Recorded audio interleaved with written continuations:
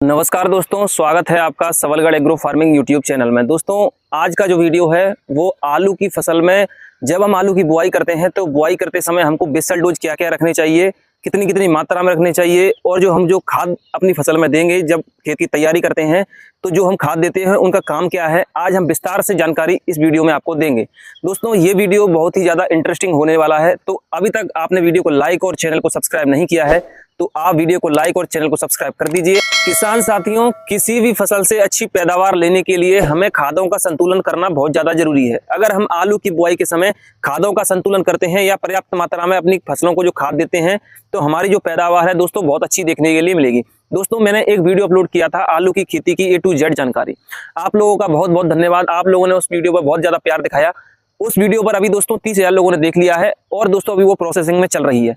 आप लोगों का बहुत बहुत धन्यवाद दोस्तों, आपने वीडियो को इतना सपोर्ट किया। जब भी आप आलू की बुआई करें तो आलू की बुआई से पहले आपको जो खाद का संतुलन है वो आपको बनाए रखना है। मैं आपको एक जो परफेक्ट जो संतुलन रहता है और जो पर्याप्त मात्रा में जो खाद रहती है, जो पर्याप्त मात्रा में पोषक तत्व रहते हैं, उस खाद को मैं आज इस वीडियो के माध्यम से आपको बताऊंगा। दोस्तों आपको 150 से 180 किलोग्राम आपको सिंगल सुपर फॉस्फेट लेना है, 120 से 150 किलोग्राम आपको DAP लेना है, 30 से 35 किलोग्राम आपको MOP लेना है। क्योंकि दोस्तों आलू की जो फसल होती है उसके कंद निर्माण के लिए और उसके वृद्धि और विकास के लिए फास्फोरस और पोटास की सबसे ज्यादा आवश्यकता होती है। किसान साथियों, अगर आपने पिछली साल अपनी फसलों में NPK 12-32-16 का उपयोग किया था या DAP का अपनी फसलों में उपयोग किया था तो आप इस साल इन खादों का उपयोग ना करें।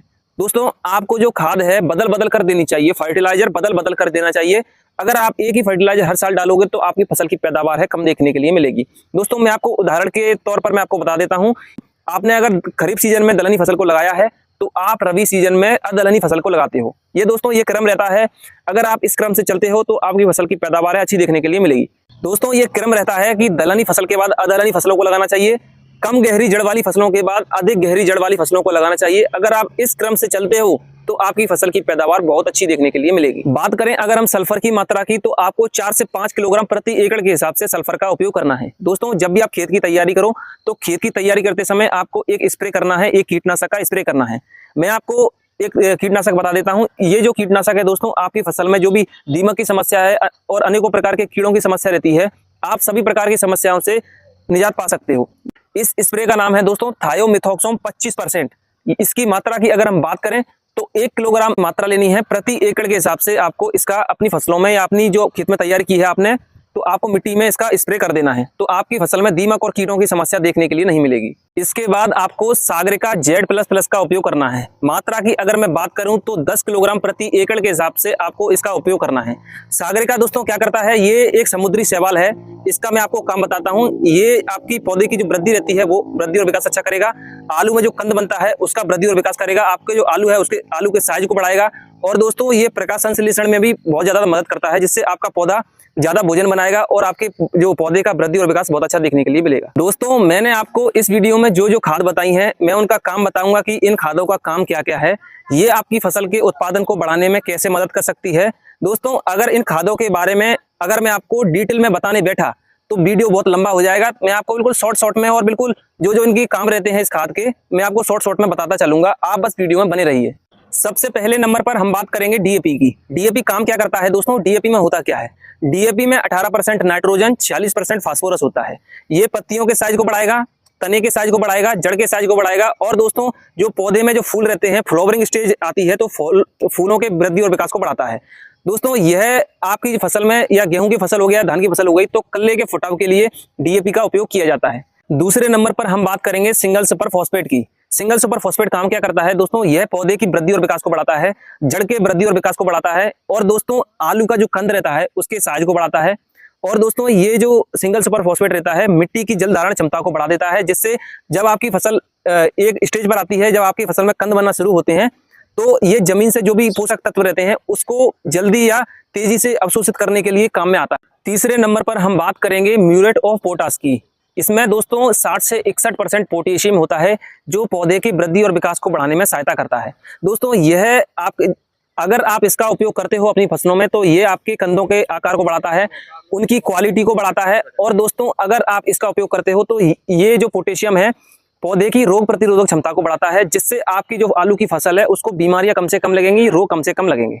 बात करें अगर हम सल्फर की, तो सल्फर पौधों में पोषक तत्वों के अवशोषण को बढ़ाता है, जिससे आलू के पौधे का वृद्धि और विकास अच्छा देखने के लिए मिलता है।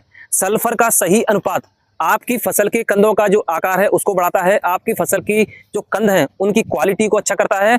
और दोस्तों सल्फर का एक इस्तेमाल और होता है, अगर आप कोई भी तिलहनी फसल लगाते हो या दलहनी फसल लगाते हो तो सल्फर का सबसे ज्यादा उपयोग होता है, क्योंकि जो सल्फर रहता है वो मुख्य रूप से तेल को बढ़ाने में मदद करता है। ये अगर आप कोई तिलहनी फसल लगाते हो तो उसमें अगर आप सल्फर का उपयोग करते हो तो आपकी फसल की पैदावार बहुत अच्छी देखने के लिए मिलेगी।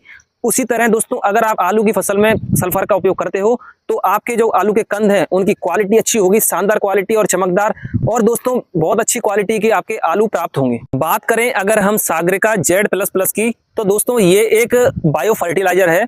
अगर आप इसका उपयोग अपनी फसल में करते हो तो आपकी फसल की क्वालिटी अच्छी होगी, आपकी फसल का उत्पादन बहुत अच्छा देखने के लिए मिलेगा। दोस्तों ये एक ऐसा बायो फर्टिलाइजर है जिसका उपयोग मिट्टी की दशा को सुधारने में किया जाता है, मिट्टी की क्वालिटी को अच्छी करने में किया जाता है। अगर आप इसका उपयोग करते हो तो आपकी जो फसल की पैदावार है बहुत अच्छी देखने के लिए मिलेगी। दोस्तों सागरिका एक समुद्री शैवाल है। इसमें दोस्तों ऑक्सिन, साइटोकाइनिन और जिबरेलिन जो हार्मोन होते हैं वो इसमें होते हैं दोस्तों, जो पौधे की वृद्धि को बढ़ाते हैं, पौधे के उत्पादन को बढ़ाते हैं। किसान भाइयों, मैंने जो आपको खाद की मात्रा बताई है, जो खाद बताई है, अगर आप इसका उपयोग करते हो तो आपकी जो फसल की पैदावार है बहुत अच्छी देखने के लिए मिलेगी। दोस्तों जब भी आप खेत की तैयारी करो तो खेत की तैयारी करते समय आपको ये खाद की मात्रा लेनी है, फिर इस खाद की मात्रा को आपको अच्छी तरीके से मिला लेना है। मिलाने के बाद आप जब खेत की तैयारी करो तो खेत की तैयारी में खेत में बिखेर देना है। फिर इसके बाद आपको खेत में रोटावेटर चला देना है, जिससे जो आपने खाद दी है वो मिट्टी में अच्छी तरीके से मिल जाए। फिर आपको मेड़ बनाकर जो भी आप किसी भी तरीके से आलू की खेती कर रहे हो, फिर आपको आलू की बुआई कर देनी है। दोस्तों मैं गारंटेड कहता हूं आपकी जो फसल की पैदावार है बहुत शानदार देखने के लिए मिलेगी, बहुत अच्छी देखने के लिए मिलेगी।